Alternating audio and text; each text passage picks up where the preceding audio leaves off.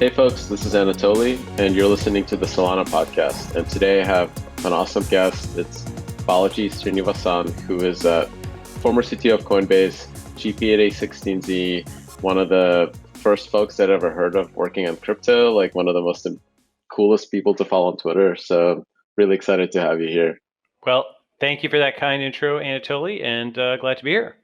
Awesome. I think I kind of have like a bajillion questions to ask you around crypto, but also kind of around the general world. And I guess I'll just dive right into it. Like you were one of the first folks to call out the pandemic, like as it was, and um, my I kind of tended to like downplay the risks, even though my former my parents who are from the former USSR were like, this seems a little weird.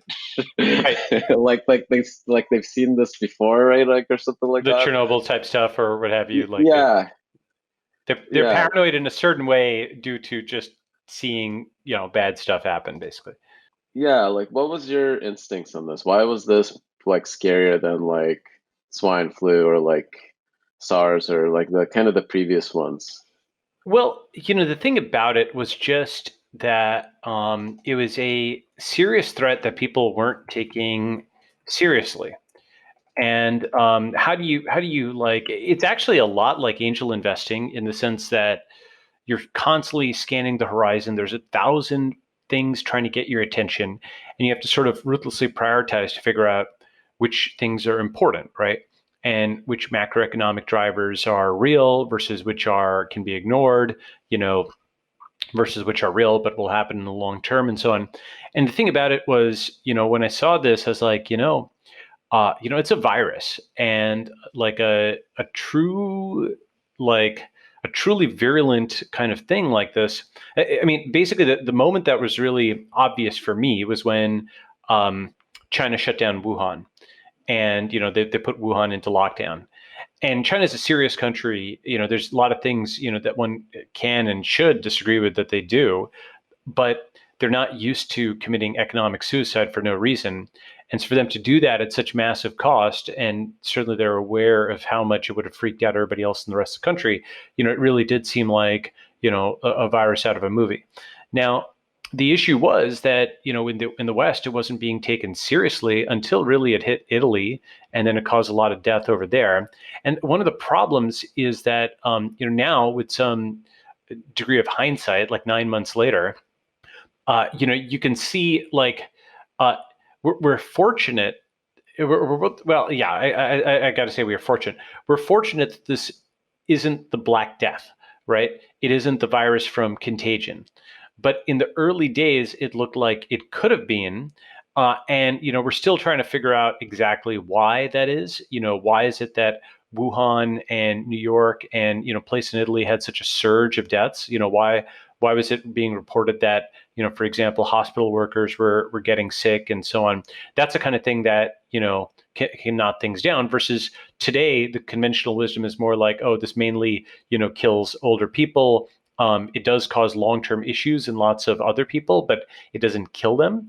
That's not to downplay it, by the way. There's folks, on Twitter, people who I know who have had COVID and who feel like their life is just worse as a consequence. There's this whole kind of group of people with long haul COVID, right? So, where it's sort of settled out is something where, I mean, there's no question the pandemic will be written about in history books as something that changed the world. It's about to close in on 1 million deaths worldwide, but it doesn't look like it's going to hit the Spanish flu numbers of 100 million unless it mutates and something changes. It might go on for quite some time, though. So, guessing is a mug's game. But, if folks don't vaccinate or this becomes endemic, you could imagine this going on for years and claiming several million lives. I think an upper bound would be 10, but it'll be somewhere between 1 to 10 as non-aggressive a projection as that sounds. Still, anything on that level, yes, it's not 100 million, but there are huge precautions also taken by the whole world to stop this thing. And it's interesting, it clearly pushed us from the 20th century into the 21st in a sense, because everything physical got deprecated and we moved to kind of this remote first digital environment. Anyway, those are just my thoughts like 9 months in. Happy to delve into any of that. Yeah, I mean there's so much to unpack there. Um, and like I've kind of like as I've been working on crypto, I think my brain has been infected by this idea that crypto isn't so much about money as it is about like the governance side of it, like organization of people around a decision. So like That's right. it's bizarre to me that like this like thing of we couldn't figure out what truth was in China on how to value it and how to actually price it and take action on it until like it was kind of smack right in our face. And like that to me seemed like a total lack of like human organization. Like our like non-digital mechanisms for measuring this stuff totally failed in a lot of ways. Like I kind of saw like the Twitter side of it, like that information to be like almost more reliable than like the previous 20th century mediums, which was like as you pointed out, like a really clear like kind of break from the old world and now I guess the start of a new century. Um, Yep, I do think you that's absolutely right. Go ahead. do you see that like this idea? Like I saw a tweet from you that this is going to be like a century of the internet, so much more than like China century or like Asia century or something like that. Do you think that like is that narrative because of COVID? Like was that like kind of breaking change, like kind of really solidified that? Great question. I mean, I think that would have been true even without COVID, mainly because I mean, in a sense, this is obvious, but I'll say it anyway, which is um, Chinese people aren't American, and American people aren't Chinese in the sense of citizens. Obviously, there's folks who can immigrate from country to country, but like Chinese nationals aren't American nationals aren't Chinese nationals, but both of them are internet users. And more deeply, people don't understand the full impact of this. I talked about this a few years ago, but both of them are also crypto users.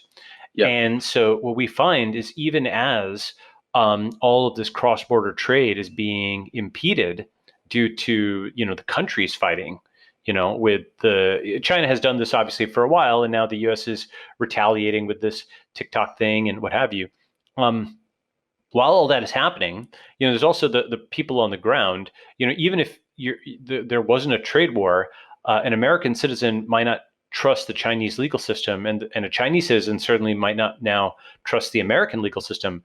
But both of them can trust a blockchain. And that's why the cross-border trade, where the place where you're on the same cap table, so to speak, as a Chinese person, is um, is Bitcoin, it's Ethereum, it's Solana, it's these new chains, it's the smart contracts, because mathematics is a universal language, and you can just diligence math in a way that you can't really just diligence the law, because the issue with the law is if you're a Chinese citizen, an American judge may just interpret the law against you in a negative way, and vice versa. There's a bias built into what is the legal text is, whereas with a smart contract, a computer is executing it, and that's not biased towards either the Americans or the Chinese. Every single opcode, you can print it out. It's basically the next step after open source. It's not simply open source; it's open state and open execution. You have a glass box, a transparent algorithm, where if you distrust it, you can literally replay every single aspect of it, and you get out the adjudication of that blockchain in a way that you can't replay the mental state of a judge or prove that they were biased against you because you were American or you were Chinese. So that's why I think in the medium to long term, global rule of law is going to be based on computation, which everybody can diligence. And that's where, people won't train. I mean, not that they won't just train to be a lawyer in this or that country. They'll be a lawyer in this or that country, and they'll need to learn international smart contract law, which is what the rules-based international order will become. Do you think that that would be actually a legal basis or just really like a commercial one that I people will think kind of Yeah, I think the best like kind of prerequisite or not prerequisite rather precedent for this is the law of the sea. Are you familiar with that? No, not like not enough depth to have an opinion. Okay, if you Google the law of the sea, right, um, crypto can be thought of as the new international waters. It's like an intrinsically demilitarized zone. The law of the sea governs what happens when like two boats crash into each other, for example. When you have, because basically for centuries, nations have had to deal with what happens in international waters, who has jurisdiction, et cetera, right? um, and is it Germany, or is it like France, if a German and French ship collide into each other or have some issue in the Pacific Ocean, right? And the law of the sea goes through lots and lots of these eventualities. And where you can think of, a blockchain is being like an ocean that connects national internets, right? And so you've got different waterways, the Pacific, the Atlantic, et cetera, that connect different kinds of national entities. And just, this is what decentralization actually will mean over time. I think we need to get better and better at decentralizing things, because the tricky part is it starts centralized and then it gets decentralized. But, maybe what happens is best practices evolve where everything really is done pseudonymously, everything is default pseudonymous. You don't actually expose your real name unless it's like a, official government document where you need to put it in. Um, and if that's the case, over time, we come up with better and better best practices for decentralization. You really do have these blockchains serving as sort of the seas, the oceans in between these national internets. I say national internet, by the way, what I mean is a balkanized internet, similar to the Chinese internet, with some kind of great firewall, outside, and some sort of speech or thought control stuff inside. Unfortunately, many countries are going in this direction, but I do think that the internet will bridge them regardless of that in the medium to long term. I suppose that like even United States with kind of what happened with TikTok is kind of firewalling itself, right? Because Yes. part of a huge part of it was getting the data into like Oracle servers apparently. um, Well, I mean, we're going to see what actually happens with all this stuff. It's so silly. Um, but go ahead. Yeah, you're going to say. so I mean, like I think that like it's hard to find to imagine like a world where there is a lawyer that interprets a contract. Like to me, it seems like those agreements are going to be mostly commercial, right? That myself and somebody else that's around or on the other side of the world, we can kind of come to agreement on a piece of code and use Yeah. that protocol in this like kind of like low risk way, right? Right. I mean, like ideally, what you'd have is like a web page or something that shows who is signing, right? It shows the jurisdiction at the top, right? Like, it's the Solana chain, it's the Ethereum chain, or it's like something like Claros, right? It shows a bunch of scenario analyses, which are contemplated outcomes. If X, then Y happens. If Z, then W happens, et cetera, et cetera. And then both parties affix a digital signature there, and then it has been attested and it's executed on dispassionately by this third party arbiter of the chain. And that's amazing. Like, in a sense, it is, quote, just automating and digitizing things that already happen.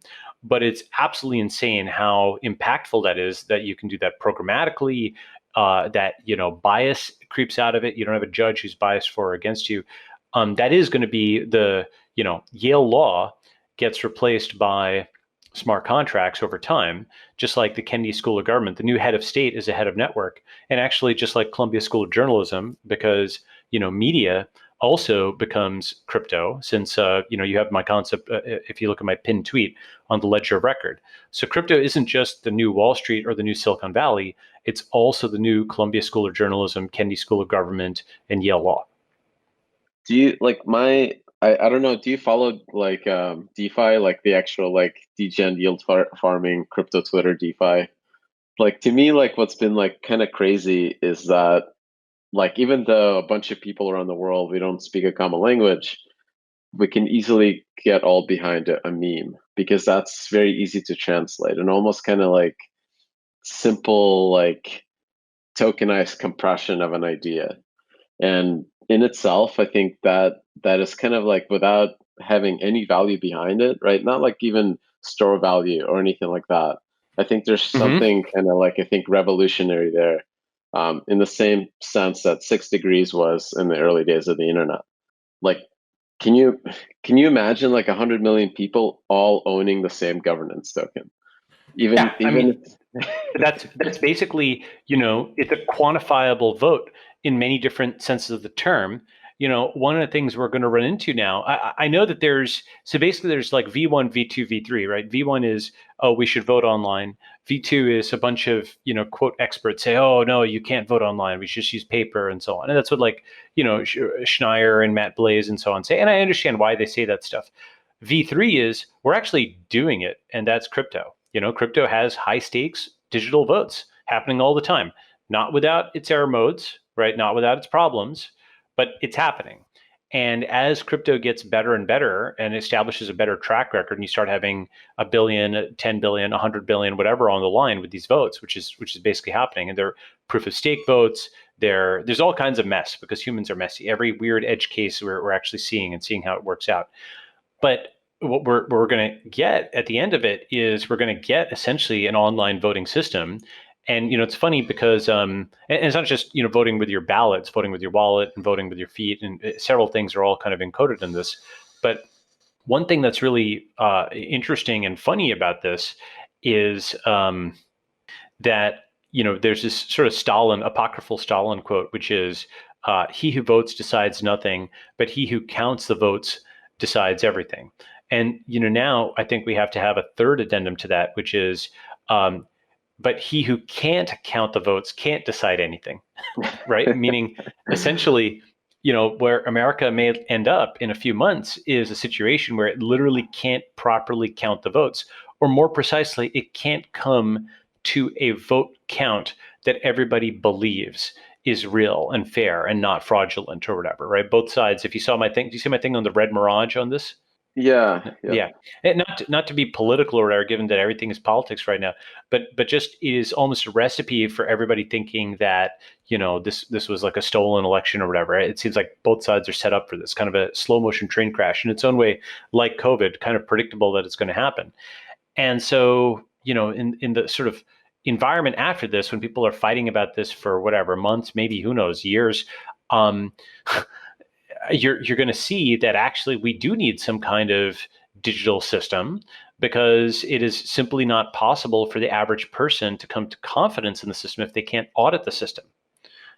And that's where crypto comes in, because you could hold a private key, you could vote, and you yourself could see that your vote was counted. Literally, there could be a table that shows 300 million people in the US, and they're all, but they're all they've got their public key identifiers, so their privacy is protected. And you can search by California or Texas or Illinois or whatever, and then go down to your county, and then go down to your city, and you can paste in your private key into your local wallet or whatever, and see that your vote was actually counted there, right? And I think that's so awesome. And you and I understand what that means, but most people don't understand what that means yet, right? We're still 10 or even maybe 20 years away from people really getting that. So it's not going to be ready in time, but that's clearly, I think, the medium to long-term solution. In a way, I think I honestly disagree with you there. I think that I think that the federated system in the United States, especially when it was tested in like the 2000 election with Bush, actually proved itself to be robust in that it can look. Okay. So you laugh, right? But I think Yes. when we do see failures, they're localized within a single state. And then the only belief that we need to establish isn't like the global vote of the United States of all 300 million people, but just within like that one failed thing that's under contention. So I think like if this election is close, right, everyone is going to focus on counting ballots, let's say in New Hampshire or Pennsylvania or whatever, right? And that's that's doable, right? Because it's no longer like a problem of counting the entire, like recounting all of the US. It's only like a single event. And to be honest, I think it actually makes it more robust because like if you think of it as like me, a blockchain operating systems designer that's always thinking about attack vectors, I actually don't want systemic attacks. I want localized attacks. I want like I if there understand. isn't a, yeah. So your argument is rational. I just don't think it is applicable in 2020 as opposed to 2000. I mean, obviously, a lot has changed in 20 years. And one of the things that changed is that there's far less trust in the US.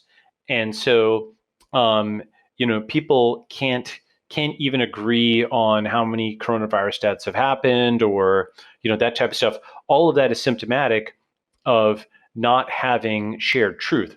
So at the time, they kind of outsourced the count to the Supreme Court, or what have you, or like, well, let me actually separate out two things. First is the narrow technical point you're making, which is if you have a dispute over a count, it's better that it's in one county of one state rather than a national kind of issue, number one. I agree with that, except we're going to see a surge in mail-in ballots across the entire country.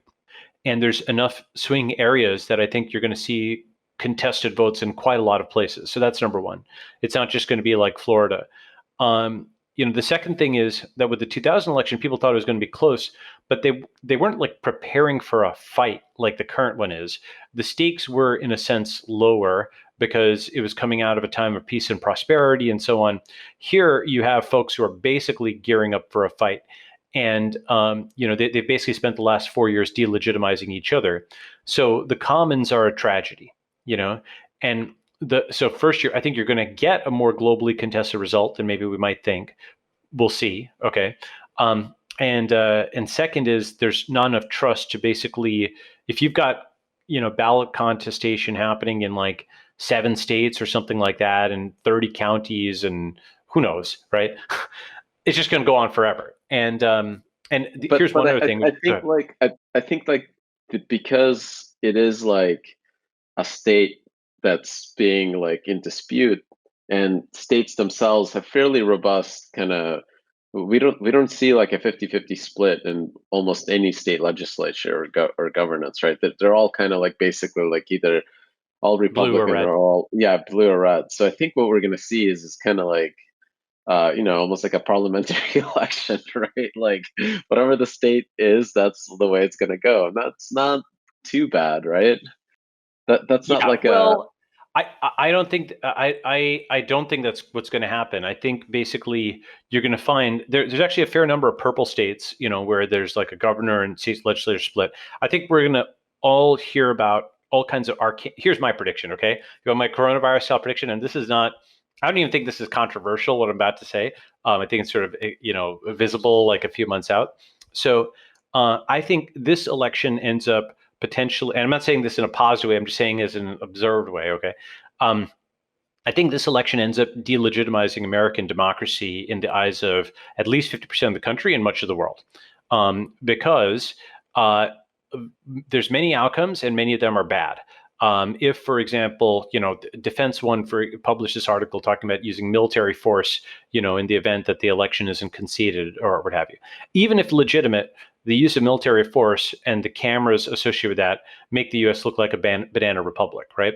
The fighting over it, it's kind of hard to argue that, it's a democracy after you have troops march in and so on. Even if it's like, if you can make the argument that was the right thing to do, it's actually similar to Venezuela, where this side has a military on, and the other guys are really arguing that it's not legitimate, and so on. When you have something like that, even if you can argue that it was the right thing to do, simply the presence of the fighting and the presence of an extremely embittered 40 or 50 or whatever percent of the country is enough to make the country not seem like a functioning republic anymore, right? And I think that so whatever the outcome is, the fighting over it will make the U.S. look really bad on the world stage. I don't think people are really thinking about that. That's A. B is I think that fighting may go on for a long time. It's possible it just comes to a crashing halt on January 21st. It's possible that you have, if you saw like the concept of blue states are talking about seceding in the event that the election goes in a wrong direction. Do you see the interstate compacts from earlier this year? About like kind of preventing people from crossing the borders. Yeah, exactly. That's it. So the interstate compacts are like almost like a sci-fi like headline, California, Washington, Oregon, Nevada form interstate compact. It's allowed in the Constitution, but it's also, basically a devolution of power where it was a massive thing. It's actually relatively underreported in terms of how significant that was. Where you're basically forming subnational entities that are taking on functions. I mean, in a sense, it's a continuation of sanctuary cities and marijuana laws and so on, where states are increasingly, going their own way against the federal government. But it's an acceleration of that, and it's a dress rehearsal for, gosh, what's his name there? Podesta in the simulation, he talked about how blue states would potentially secede if the vote wasn't counted appropriately in their estimation. And so I think that this is basically, I think 2020 will be looked at as potentially the end of certainly the American empire. It's like 1945 to 2020. That's like 75 years is basically like almost exactly like one human lifespan. This is like basically, man, am I really like blessed to live through to follow the Soviet Union and the And to follow the USA. USA? Yeah, that's right. No, it's funny. It's one of these things where 30 years it doesn't seem like a long time in the history books. Like 18, if I said 1790 and 1820, you think of them as being relatively close together, right? But 1990 and 2020 are very, very, very different, right? That's a lot of change that's happening there.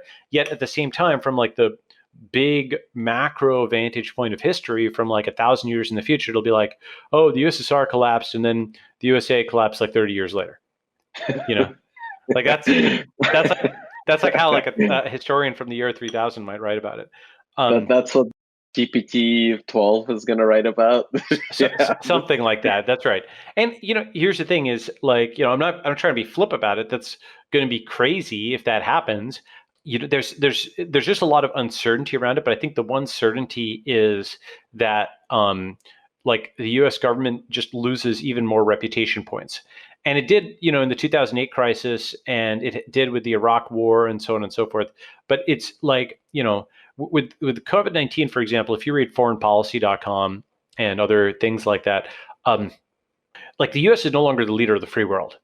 Other countries, this is an international disaster. Like normally what happens is when there's like some hurricane or flood in Haiti or West Africa or something like that, you have U.S. Marines who are landing and they're providing order. And you've seen the images on TV of that, right? The U.S. is the backstop that lots of countries can look to and so on, right?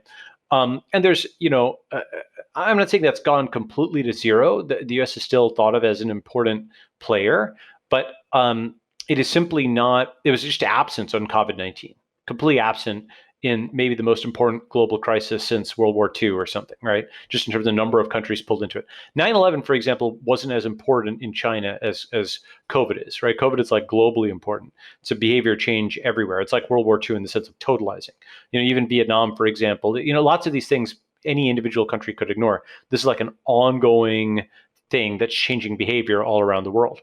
And so the U.S. being sort of absent here, where it's unable to lead within its own country and infighting, let alone being able to provide world leadership, it means many people in the U.S. have become inward-looking. They're no longer internationalist in their orientation. This is a huge shift from 2015, when there was this sort of rules-based international order, and the U.S. was the backstop of that.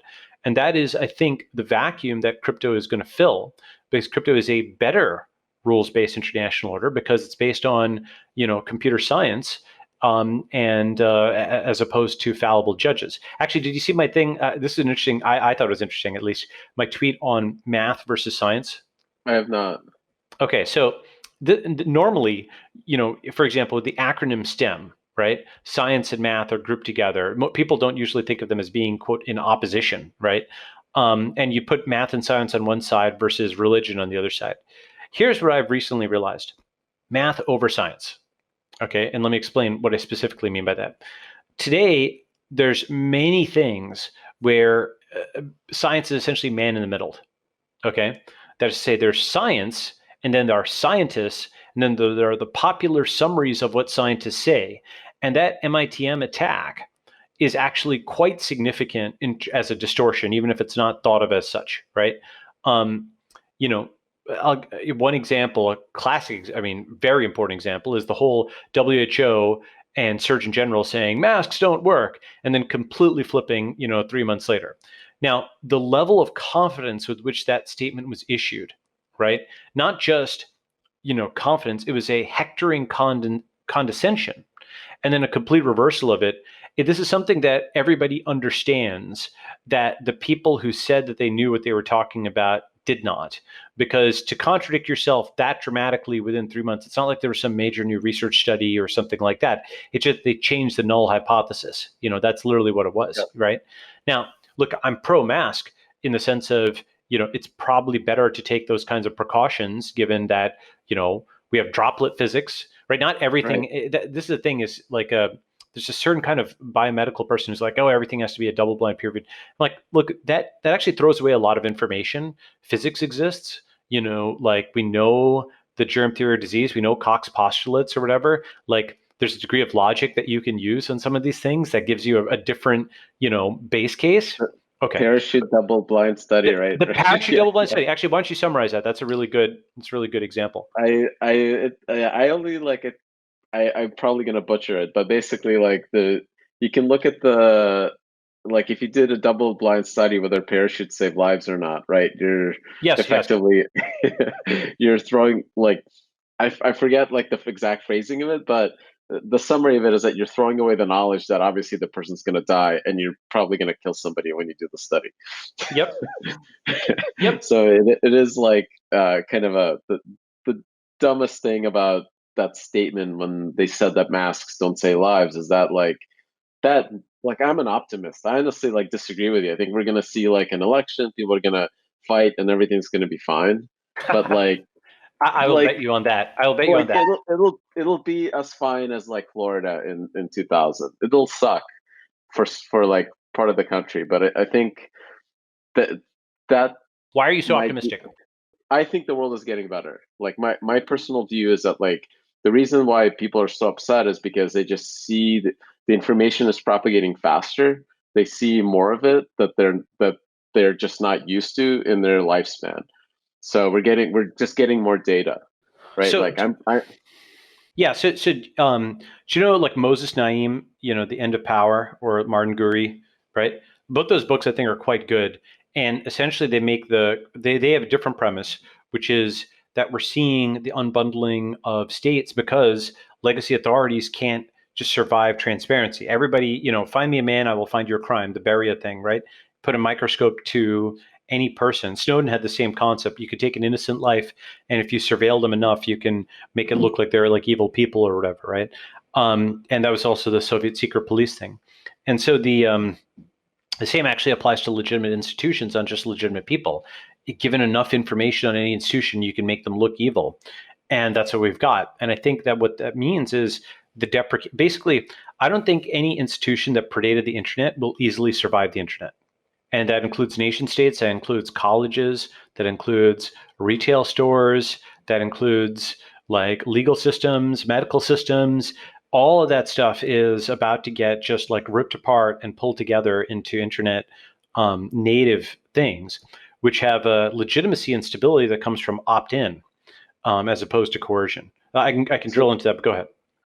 I think in the United States specifically, what we will likely see is maybe like a reduction of power of the presidency.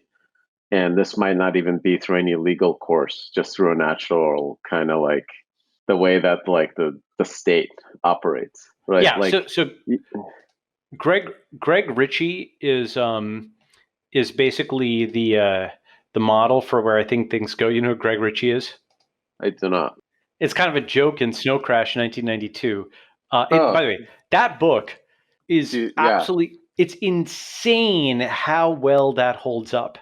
It's for him to have seen and projected out a future like that in 1992. I mean, 2020 is really like the snow crash year. Lots of snow crashy things are happening. We're finally getting the metaverse with Oculus and with VR and whatnot. But even just the things that he was like, here, I want to get this quote from Snow Crash. I think the only thing it's missing is like I feel like the dopamine newsfeed is the entertainment from Infinite Jest. And like the virus and Snow Crash was just a little bit too sci-fi. If that was like the thing, it would have almost been like a perfect explanation of what's happening in the world right now. I want to give this quote here, which is unbelievable from 1992. When it gets down to it, talking trade balances here, once we've brain drained all our technology into other countries, once things have evened out, they're making cars in Bolivia and microwave ovens in Tajikistan and selling them here.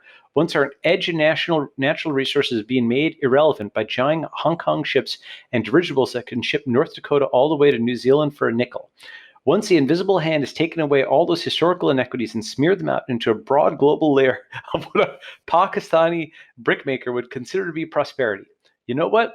There's only 4 things we do better than anyone else: music, movies, microcode, meaning software, and high-speed pizza delivery. And I was like, I mean, Jesus Christ, that holds up so Yeah. well. 30 years later, right? I mean, just to go through that, right? Brain drain our technology into other countries. So the thing about that is it didn't exactly happen the same way Neil Stevens is saying it, but I mean, it's 30 years ago, so you have to give a lot of partial credit. What happened, I think, is in the year 2000, so in the year 1980, 1990, even the year 2000, physically being in America was a big asset, right? By 2020, by 2010, a big chunk of America had been uploaded. And by 2020, I would argue 2020 is the year that digital America is significantly more valuable than physical America. And by digital America, I mean cloud services. I mean the internet. I mean, the internet is really a sequel to America in the sense that, the British colonies in the New World were a piece of the UK till they weren't, right? So digital America is still a piece of America, but it is becoming its own thing. And 2020 is actually the point at which you can make the 4-row table, right, with 2 columns. Are you physically in America? Do you have accounts in digital America, right? And so up until 2019, perhaps the world preference was for both, right? To be physically in America and to have digital America, meaning Google and Gmail and Facebook and whatever, right? And then you've got 3 more options, right? Option number 2 is you're physically in America, but you don't have the internet. Option 3 is you're not in America, but you do have the internet. And option 4 is you have neither, right? Maybe you're in like some prison in China or something. Okay. So the thing is that, obviously option 4 is the worst. But well, some might argue, well, that gets you digital detox or whatever. I live in the middle of nowhere. Fine, okay. But the really interesting thing to me is I think most of the value proposition of being in America has now been uploaded to the cloud, and it's just available anywhere internationally. And because you've got Starbucks everywhere, you've got flush toilets everywhere. This was not true 40 years ago, right? This was not even true 20 years ago. And What about basically, like credit? Like just being able to buy a house? Like that. I don't know if that's true in so I mean this is just yeah, me looking at like my parents. They were middle class in the USSR, right? They came over here and kind of started at the bottom and kind of got to the middle class and were able to buy a house, right, with a right. mortgage. Like that was not possible in the Soviet Union. I don't think it's possible now in like Russia or Sure. Ukraine. So I agree with you that for certain kinds of things, like I want to buy a house, right? If that's a very big deal to you, then physical America has value. But if you are a city dweller, right? If you and by the way, I do think actually Yeah. that going out into the middle of nowhere is going to be a bigger and bigger thing, right? But for a certain class of I mean, sorry, so there's 2 different trends here. Let me talk about them because they're different. The first trend is that a big chunk of America's value proposition is now in the cloud. A big chunk of it. We can argue about what percentage, right? I think you make an excellent point that if you prize huge, wide open spaces and owning real estate, then America still has a competitive value proposition, right? I think you can do that in New Zealand. I think you can do that in Canada. I think you can do that in Russia. I don't know actually if you can own large amounts of real estate in Russia. There's Well, huge. it's like it's property rights. Like it's more so Yeah. much that like mortgages and interest rates. But to your point about crypto, I think it's slowly eating away at that. and moving into the cloud. Right, right. So I think what happens, and I actually don't know enough about, like Finland, Sweden, et cetera. Those seem to be like fairly large countries where you could have like a big house. I mean, it's cold, right? So I don't know enough about the international real estate market to say for sure on that. I understand your point though, in terms of having title to a big chunk of land and having that reliably, approved. The issue though is like, the U.S. is just trending in the wrong direction for a lot of those things. Like it's becoming more arbitrary. It's becoming worse as a country in terms of these kinds of dynamics. And there's lots of different reasons for that, but I think that what you're correct about, absolutely correct about, is if you prize large pieces of real estate, then yes, the U.S. has advantages. But we can generalize this, which is that nation states become commodity providers of land, natural resources, and rule sets. Right. So if you prize large amounts of, I don't know, bauxite or something like that, there's a place that has lots of that, right? Or diamonds or something, right? And then that is actually where the countries come in, is they become useful as providers of those rule sets and land and natural resources. But what they don't have a lock on is the media, the technology, and everything else that's digital, which is an enormous part of human society now. Go ahead. That is like, I mean, the fact that United States has been uploaded to the cloud like solves, I think, a lot of the. I mean, it's like I almost don't think it's like a U.S. is shrinking. I think U.S. is almost like Bingo. basically at the empire is growing.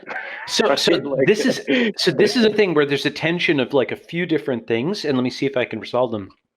Like one of my one-liners is, the internet is to the USA what the Americas were to the UK, right? Like for example, in the Americas, there was the scramble for America, right? Spain, did a lot in South America, France, England, actually, Germany never really got into the colonialism game, but Spain, France, England, the Netherlands, and so on, they're all big in terms of making colonies and so on in this new world, right?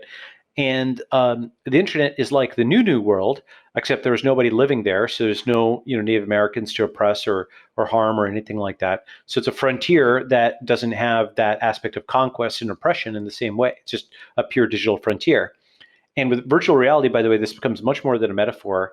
You feel space in that. With Oculus, with virtual reality, with the fact that we're spending on the order of 50% or more of our waking hours looking at a screen, you're really mentally, you've emigrated to the cloud, right? There's billions of people who've emigrated to the cloud. They don't think of it quite this way. It's like it's like people who live in Canada and come to the US for, work and go back, right? It's kind of like that. You go to the cloud for work and you come back, right? And your physical environment just becomes more and more and more of a commodity, you know?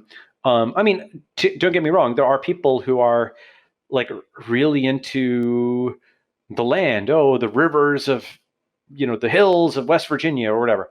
Great. Okay. Love you to death. That's your thing. You love the hills. Wonderful. I get it. Right. Um, but for a big chunk of people, that's just a piece of scenery. I mean, it's fine, but you're not like spending that much time like the hills, and going and like rolling on the hill or whatever, Um, and again, like for the people who have that preference, it's okay.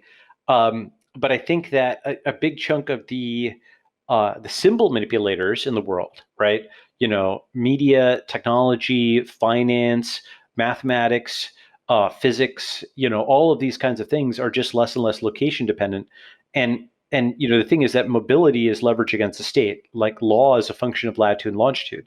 If you can move, I mean, in different ways, both mobile and VR are ways to make your location less important, right? VR, you just go to the cloud. Mobile, you move to another location. But both of them reduce the cost of your, the fixed aspect of your current location, how impactful it is. Go ahead.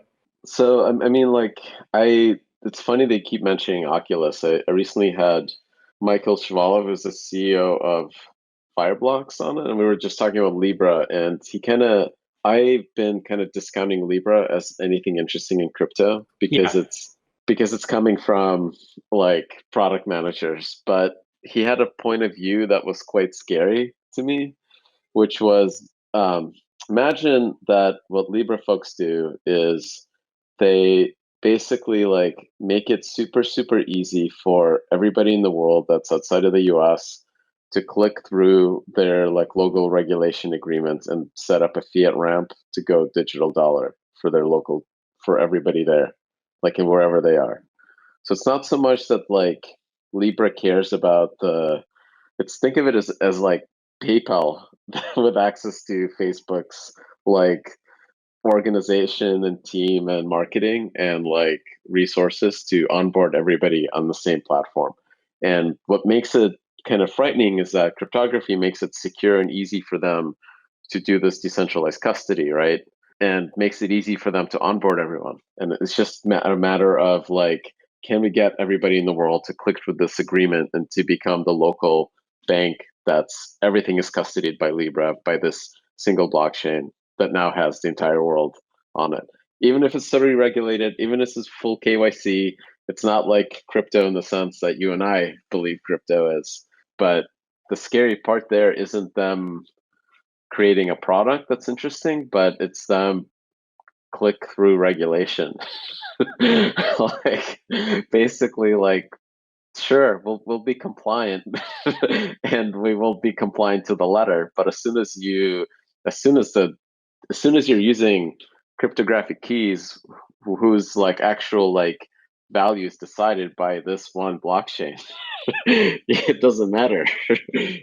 Right. Like you're kind So, of screwed. well, yeah, I understand. I think I wouldn't worry about that at all, though. And here's why: is there's lots of things that you can imagine a large company would do if it was as nimble as a startup and had the resource of a large company. But the only things that it actually can do are those things that the CEO personally wants it to do if that person still has control over the company. Because the issue is that, to Zuck's credit, he saw that crypto was important and he took a more aggressive stance on it than, Google, Facebook, Microsoft, or Apple did, right? So he is, the most innovative in that sense of the big five on this particular matter. But he got it wrong. And the reason I think they got it wrong is that crypto is to desktop internet as desktop internet was to, desktop software. Or rather, let me put it slightly differently. Crypto is to the internet as the internet was to desktop software. That is to say, crypto, like Ethereum, is to Google as Google was to Microsoft, right? Or Google was to Borland, or like those companies that don't exist anymore from the 90s, right? Like there's a whole, like Microsoft and Oracle and Apple are some of the very few that managed to maneuver through the issues of the 2000s and 2010s and are still valuable companies, even if Oracle, I think like I don't like it very much as a company. But I was tweeting about it even before this whole dumb TikTok thing as a negative example. Did you see that one tweet? Is it basically like last year you could analogize SF to Java. This year you analogize it to Oracle. Last year you could say, right, SF was here. Oh, I'm going to pull up these two tweets. Whatever. I think It's this is pretty funny. funny. Okay, so This is all the fault of Sun Microsystems. yeah. Okay. So July 10th, 2019, choosing San Francisco in 2020 is like choosing Java in 2010. You can do it. You might even be able to build a great company with it, but it's a legacy choice. It's a default proven, but makes it harder to do simple things and doesn't give you an advantage over incumbents. We're in an interesting transitional era where San Francisco and Delaware is obviously wrong, but incorporating on-chain and going full remote is not yet obviously right from price performance standpoint at a minimum. That means on-chain incorporation needs to be systematized. We need proof points, orgs that'll take the risk and pioneer, maybe something like Aragon Project, Stripe Atlas, but on-chain. The organization is defined on-chain. The nation state is a configurable parameter, right? So what's great, that holds up pretty well from a year ago, right? Yeah, And 100%. because we got half of that, we got remote, right? And San Francisco. So now the new tweet is of September. I was like, last year, San Francisco could be analogized to Java. This year, it's more like Oracle. Overpriced at any price, worsening with time, only justifiable as a legacy choice, and a big mistake to build your new business on relative to the alternatives. So that's my take on San Francisco. Go ahead, shoot it down. Give me your thoughts. Are you still in SF? Undisclosed location. Okay, I'm still based in SF, like actually out in Palm Springs, avoiding the smoke. Hmm. There was something charming about San Francisco with no traffic that I was like, huh, this is like a lot cooler now. Like there's nobody here, right? Like the stuff that is missing I didn't care about. Like You mean so yeah, I mean like in LA. yeah. Yeah, But because your like friends are in the cloud. I mean, look, you're going to be signaling, DMing, Twittering, WhatsApping, etc. You don't meet that many people in person on a daily basis. You might talk to 10x as many people digitally as you do physically, right? Am I wrong about but I like that? the weather. No, yeah, 100, yeah, Oh, I agree. okay, sure. Okay, so again, so you're like the hills guy, right? Yeah. You love the hills. All right, great, good job. I mean, but the thing about it is this: is if you actually did a search, okay, for places with good weather, okay. I mean, but let me Yeah. express it differently. With the smoke, with the homeless problem, with the prices, with the poop on the streets, with the hostility of city government, with the crime and like random attacks on people, with the fact that you can't really even meet people in person because of COVID restrictions or whatever, or at least it's harder to do so. With the fact that the cost of living is so much lower in other places. I mean, there's no way that from first principles, if everybody was just starting from scratch, you'd pick San Francisco, other than the fact that other people are already there physically, right?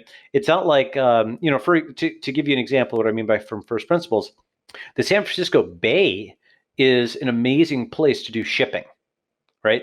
If you're talking about like physical shipping, there's natural features of, I mean, that's why it was initially, Yeah. colonized or whatever. It's like this really great place to dock boats and whatnot, like, all that type of stuff, right? So that makes sense from first principles. You scour the world or scour the West Coast, you're like, that spot, right?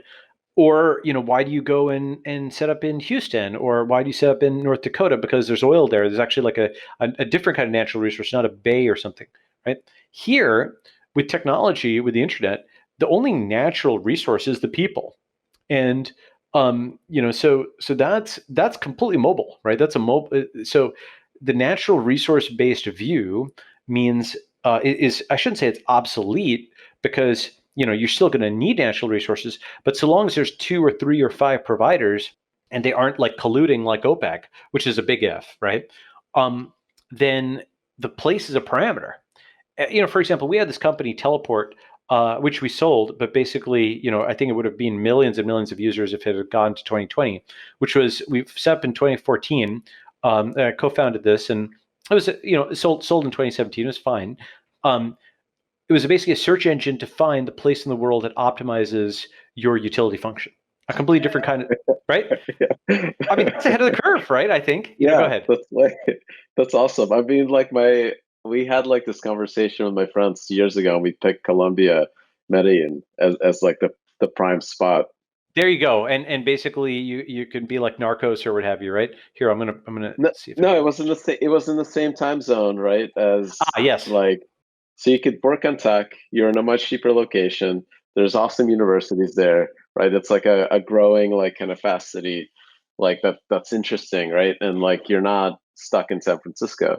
Yeah. Um, Exactly. No, I mean, like, I was just tweeting about this, how longitudes, if the hardest thing, remote can be divided into different levels, right? And at least one of my commenters made this observation. It was actually valuable.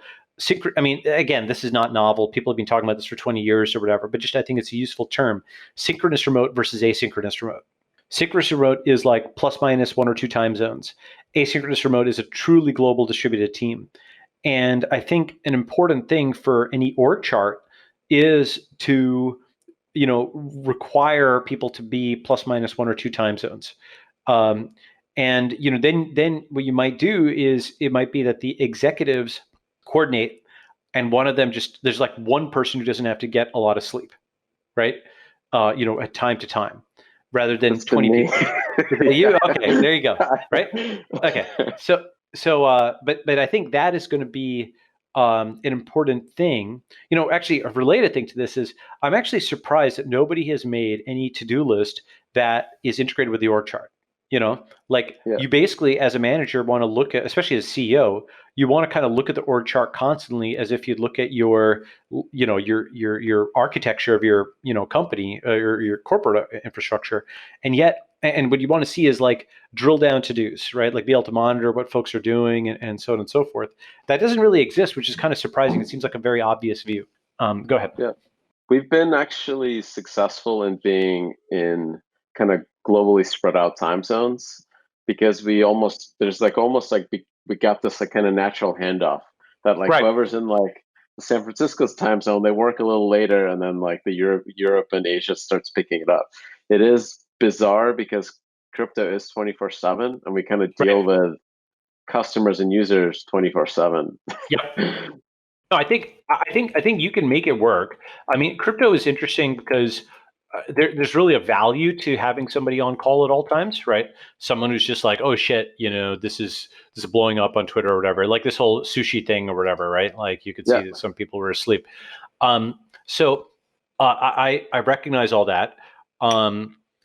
I still think, however, that at least for individual teams, there's some value in synchronicity.